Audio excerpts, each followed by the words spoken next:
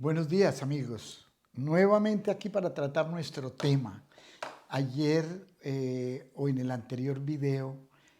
tratamos lo relativo a la gobernación de la isla de Providencia y su final. Pero debo comenzar ahora dejándoles que conozcan uno de los muchos, más de 500 mensajes que la Casa Matriz en Londres envió a la isla de Providencia expidiendo órdenes y expidiendo diferentes razones para las acciones que tomaba. De esos 500 que les hablo, puse en el libro aproximadamente 50, de los cuales ahora ustedes podrán observar dos que muestran, los podrán observar en la pantalla, dos que muestran la calidad de gobierno y los propósitos de esos mensajes.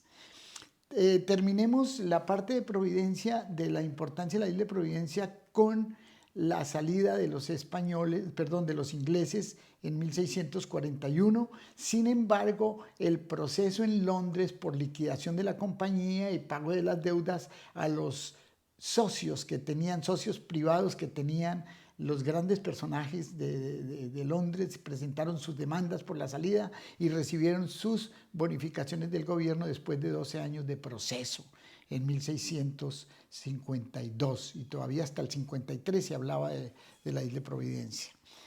¿Qué pasa? En estos pocos minutos vamos a tratar qué sucede entre 1641 con la salida de los ingleses y la Orden Real de 1803. En este periodo, pues España deja allí un grupo de gente que permanece algunos años, lo toman como cárcel para tener allí los prisioneros que ellos creían que eran más peligrosos o que ameritaban estar allí, y luego abandona la isla por unos años, pero en 1669 el señor Juan Henry Morgan, el pirata Morgan, toma la isla y la vuelve como su oficina, su fortín, para preparar el ataque a Panamá. Ustedes pueden recordar y averiguar muy bien que ese fue uno de los desastres grandes del Istmo de Panamá. Pues lo incendió, lo asaltó, lo destruyó y se llevó muchos asuntos valiosos de esa área, destruyendo todo lo que había allí, quemándolo. Eso fue por 1673. Entre esa fecha y 1803, en ese siglo, hay pirataje, hay llegada de algunos pescadores de los indígenas que pasaban del frente a las islas, etc. Pero para 1793 el rey ordena el levantamiento del censo de las islas, y es así como se determina que en Providencia hay una familia o dos familias y el resto estaban en la isla de San Andrés. Para esa época ya andaban las diligencias por parte de los asesores del rey para darle cambio de jurisdicción a esa isla de Misquitos que ha sido el origen de nuestro litigio, el cual está hoy, como dije en alguna parte, ardiendo. Entonces, en el 793 se determina que en la isla de San Andrés, porque la isla de San Andrés, como la de Providencia y Santa Catalina, formaban parte del propósito de Inglaterra. Los ingleses ya están al frente en la costa Misquita y allí hacen comercio, allí hacen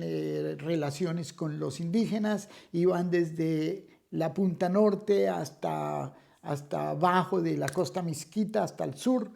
y permanecen ahí hasta más o menos 1851. Pero en 1803, después de que el rey y sus asesores toman la información de la situación real, determinan que la soberanía y los suministros de elementos que necesitan para supervivir los residentes indígenas y algunos colonos en la isla, en las islas y en la costa Mixquita, le quedaba más fácil que los recibieran del Virreinato de Santa Fe, de la Nueva Granada, que de Centroamérica. Por esa razón, y mediante 2 consultas que hace la Junta de Fortificaciones que le asesoraba al rey, determina con la primera consulta, el primer estudio que prepara para el rey, determina en agosto de 1803 que debe ser el Virreinato de la Nueva Granada quien administre y que pasen a su jurisdicción, que pasen a su soberanía la costa Mixquita desde el Cabo de Gracias a Dios hasta el río Chagres. Y naturalmente que incluye todas las islas que están al frente de esa costa, las Islas del Maíz y la isla de San Andrés. El resto de la Nueva Granada tenía, el Virreinato de la Nueva Granada tenía permanente presencia por toda esa área. Es así como el 20 de noviembre de 1803, el rey expide por intermedio de su secretario, el señor Caballero,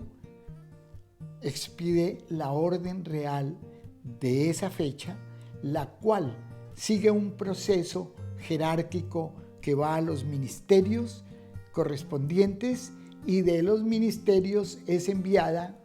esa orden al virrey de la Nueva Granada y es enviada al capitán general de Guatemala. Las podemos ver en pantalla,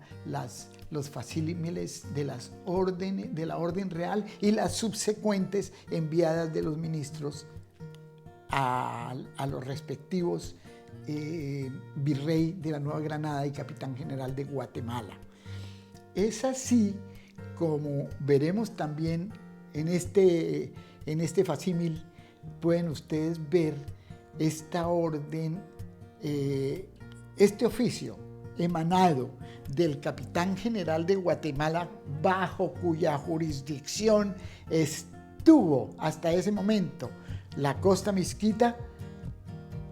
Esa orden, ese oficio que emite el capitán general de Guatemala dice al rey: señor, lo recibí, ordené cumplirlo y le doy el comunicado, le doy la información. Ustedes notarán una partecita del oficio que él envió con una nota de un personaje de la sede del rey, del reinado de esa época, donde le dice al rey: señor, el capitán general comunica que cumplió la orden. La pueden ver ustedes al lado izquierdo de su oficio. De esa manera queda para nosotros demostrado que ese fue un hecho dado, un hecho dado y ratificado por el capitán general al rey, y el rey, convencido de eso, siguió adelante con todas las órdenes. De otra parte, estoy también mostrándoles órdenes reales paralelas de esa época, expedidas por el mismo rey y el mismo secretario para los virreinatos de Chile y del Perú, dando las órdenes de cambio de jurisdicción, a las cuales ellos responden, y los contiene también el libro en el cual condensé mi documento. Contienen las facsímiles de las órdenes que recibieron del rey y la respuesta de esos virreyes confirmándoles: sí señor, se cumple de inmediato, y así se cumplió y así sucedió. Entonces, lleguemos hasta aquí para entrar en el verdadero periodo de estudio histórico del proceso litigioso o del litigio de este conflicto que se define en La Haya, en la Corte Internacional de Justicia, cuyo proceso ya ha superado 2 etapas o 3 etapas, que son las excepciones preliminares, un fallo definitivo, y estamos esperando para estos próximos meses, después de las audiencias orales recientes de este final de año pasado, estamos esperando que la Corte muy pronto, mediante el dictamen de su sentencia, dicte el fallo, el cual esperamos que no tenga nada contra Colombia, porque por ningún lado le veo derecho. Si vamos a ir mediante derecho, veo que el derecho pueda negarnos que tenemos la razón absoluta. Y ya ustedes, todos ustedes, por eso les estoy comunicando, invitando y les estoy mostrando para que lo analicen, lo consulten, lo conversen y verán ustedes que no hay razón para permitir que sigan vulnerando nuestros derechos, y especialmente este derecho que hemos por más de 300 años ejercido soberanía sobre esos derechos, que es el mar Caribe y sus accidentes geográficos llamados islas, cayos, bancos, bajos, etc. Muchas gracias. Hasta el próximo video.